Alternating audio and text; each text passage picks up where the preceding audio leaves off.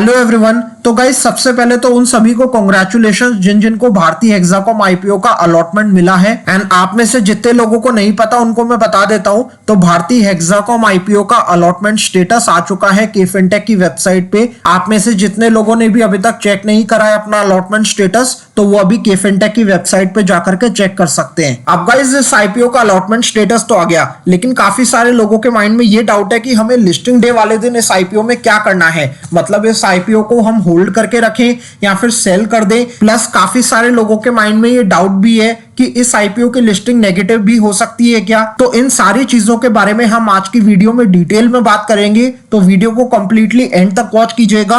And अगर आप इस चैनल पर पहली बार विजिट कर रहे हैं तो अभी इस चैनल को सब्सक्राइब करें एंड बेल आइकन को प्रेस करना ना भूलें, ताकि आपको इसी तरीके की वीडियोस के नोटिफिकेशंस आगे भी आसानी से मिलते रहें। एंड वीडियो में आगे बढ़ने से पहले एक चीज कहना चाहूंगा कि भारतीय हेक्साकॉम आईपीओ पे हमने ऑलरेडी एक डिटेल्ड एनालिसिस वाली वीडियो बना रखी है, जिसके अंदर हमने सारी चीजें डिटेल में बताई हैं कि ये आईपीओ कैसा है, इसका सेक्टर कैसा है, इसके फाइनेंशियल्स कैसे हैं, लॉन्ग टर्म में ये आईपीओ कैसा परफॉर्म कर सकता है। सारी चीजें उस वीडियो में हमने अच्छे से बताई है। तो आप जाकर के उस वीडियो को भी एक बार देख सकते हैं। एंड उस वीडियो से आपको बेसिकली इस कंपनी का एक ओवरव्यू मिल जाएगा। एंड उस वीडियो का लिंक मैंने ऊपर आई बटन में भी प्रोवाइड कर दिया है, या फिर आप चाहें तो उस वीडियो को डायरेक्टली मेरे चैनल पे विजिट करके भी देख सकते हैं। तो सबसे पहले हम इस आईपीओ की लिस्टिंग डेट को देख लेते हैं, यानी कि आईपीओ कब लिस्ट होगा।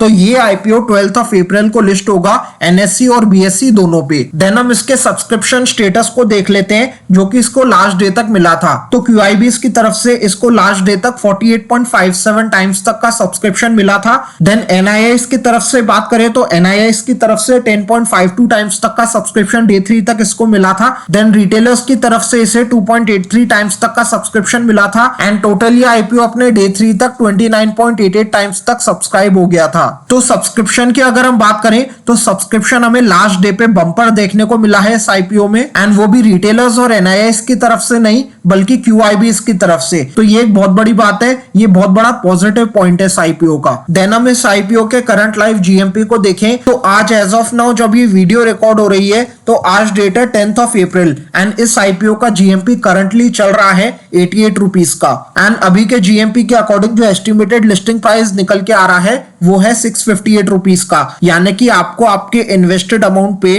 15.44% के लिस्टिंग गेन्स मिलने के चांसेस हैं। यानी कि आप मान के चल सकते हो कि अगर आपने रिटेल कैटेगरी में इस आईपीओ में अप्लाई करा है तो आपको 2000 रुपए के अराउंड का प्रॉफिट होने के चांसेस हैं, जो कि एक ठीक ठाक प्रॉफिट है। एंड ये मैं आपको एस्टिमेटेड प्रॉफिट बता रहा हूं अभी के जीएमपी के अकॉर्डिंग। एंड मेरे अकॉर्डिंग अगर हम जीएमपी की बात करें तो जीएमपी बहुत ही कम है फिलहाल। एंड ये बहुत बड़ा नेगेटिव पॉइंट बन जाता है इस आईपीओ का। एंड अब हम इस आईपीओ के सबसे बड़े नेगेटिव पॉइंट की बात करें तो वो ये है कि ये आईपीओ पूरा का पूरा ऑफर फॉर सेल है। यानी कि जो भी पैसा ये आईपीओ में जुटा रहे हैं वो सारा का सारा पैसा प्रमोटर्स की जेब में जाने वाला है, ना कि कंपनी की ग्रोथ में काम आने वाला है। देन हम इसके फाइनेंशियल्स को एक बार देख लेते हैं। तो इस कंपनी के फाइनेंशियल्स में assets, revenue, net worth, reserves and surplus सब कुछ ठीक है, लेकिन जो इसके फाइनेंशियल्स में सबसे बड़ा नेगेटिव पॉइंट है वो ये है कि इसका जो प्रॉफिट आफ्टर टैक्स है वो लगातार घट रहा है। प्लस इसकी जो बोरिंग है वो भी काफी ज्यादा है। एंड इसका जो current debt to equity ratio है वो भी 1 से ऊपर का है, जो कि अगेन एक नेगेटिव पॉइंट है। देन उसके बाद अगर हम इसके रिटर्न ऑन नेटवर्थ की बात करें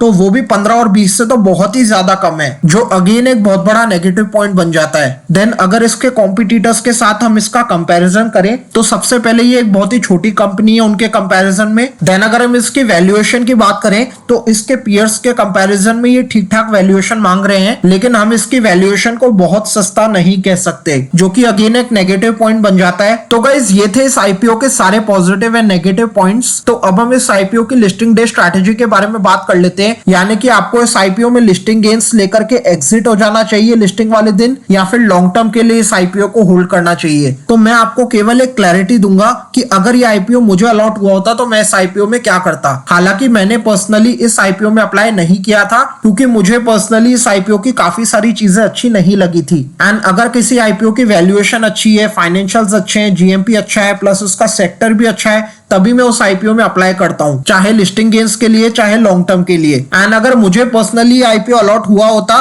तो मैं इसमें लिस्टिंग गेन्स वाले दिन ही एग्जिट हो जाता। एंड ऐसा मैं इसलिए कह रहा हूँ क्योंकि इसका जीएमपी फिलहाल बहुत ही कम चल रहा है, लेकिन अभी फिलहाल जो मार्केट सेंटिमेंट्स हैं वो इस तरीके के हैं कि काफी सारे आईपीओ के जीएमपी तो बहुत अच्छे चल रहे हैं, लेकिन उनकी जो लिस्टिंग है वो लिस्टिंग डे वाले दिन बहुत ही या तो नेगेटिव में होती है या फिर बहुत ही आपको कम लिस्टिंग गेन्स देखने को मिलते हैं। तो अगर इस तरीके का सिनेरियो इस आईपीओ में हमें देखने को मिलता है तो मेरी स्ट्रैटेजी यही रहती कि मैं लिस्टिंग गेन्स वाले दिन ही एग्जिट हो जाता। देन अगर हम लॉन्ग टर्म के हिसाब से बात करें तो इस कंपनी के फाइनेंशियल्स कुछ ज्यादा खास नहीं है। देन इसकी वैल्यूएशन भी ठीक ठाक है, लेकिन इस कंपनी के पास जो बिजनेस है वो बहुत ही कम अमाउंट में है अगर हम इसके पीयर्स के साथ इसका कंपैरिजन करें तो ओवरऑल अगर हम देखें तो इस कंपनी के नेगेटिव पॉइंट्स ज्यादा हैं, तो इसीलिए इस आईपीओ में मैं लॉन्ग टर्म के हिसाब से इन्वेस्ट डेफिनेटली नहीं करता। एंड ये मेरा अपना पर्सनल ओपिनियन है, मैं आपको कोई सलाह नहीं दे रहा हूं, कोई टिप नहीं दे रहा हूं। आप अपना खुद का एनालिसिस करें, अपने फाइनेंशियल एडवाइजर से कंसल्ट करें एंड देन ही डिसाइड करें कि आपको इस आईपीओ को होल्ड करके रखना है या फिर सेल करना है। प्लस काफी सारे लोगों के माइंड में ये सवाल भी होगा कि क्या इस आईपीओ की नेगेटिव लिस्टिंग भी हो सकती है, तो गाइस इसके चांसेस बहुत ही कम लग रहे हैं। एंड ऐसा मैं इसलिए कह रहा हूं क्योंकि QIBs की तरफ से हमें बहुत ही अच्छा खासा सब्सक्रिप्शन देखने को मिला है, प्लस इसकी जो एंकर लिस्ट है उसमें भी बहुत ही अच्छे खासे और बड़े बड़े नाम शामिल है जो कि बहुत ही कम आईपीओ में देखने को मिलता है। प्लस आप में से कितने लोगों को ये आईपीओ अलॉट हुआ है एंड जितने भी लोगों को अलॉट हुआ है वो सेल करने वाले हैं लिस्टिंग डे वाले दिन या फिर इस आईपीओ को होल्ड करेंगे, हमें कमेंट सेक्शन में लिख करके जरूर बताइएगा। आई होप गाइस आपको ये वीडियो अच्छी लगी होगी। अगर सचमुच अच्छी लगी है तो इसे डेफिनेटली लाइक करें एंड ऐसी ही IPO stock market related videos देखने के लिए अभी हमारे चैनल को सब्सक्राइब करें एंड बेल आइकन को प्रेस करना ना भूलें।